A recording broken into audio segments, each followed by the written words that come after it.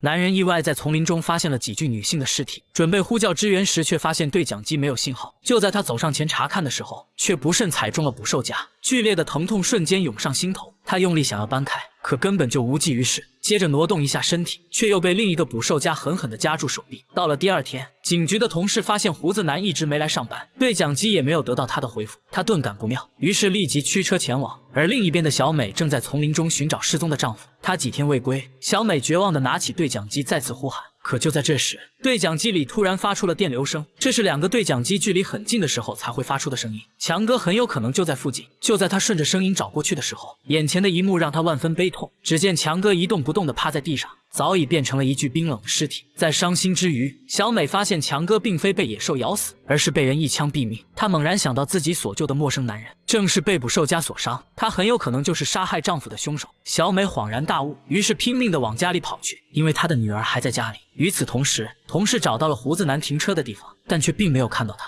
他不停地按着喇叭，希望对方能听到。迷迷糊糊的胡子男听到了喇叭声，他忍着剧痛掏出手枪朝天空射击，枪声吸引了女人的注意。他顺着声音很快就找到了胡子男，然后回到车里拨打卫星电话求救。没过多久，大批的警员就来到案发现场，而小美这边已经赶到了家里。透过窗户，她发现丧彪正躺在床上睡觉，然而小美却不知道丧彪已经发现了她。她胆战心惊地走进屋里，好在女儿并没有事。就在她准备叫女儿离开的时候，丧彪突然出现在身后，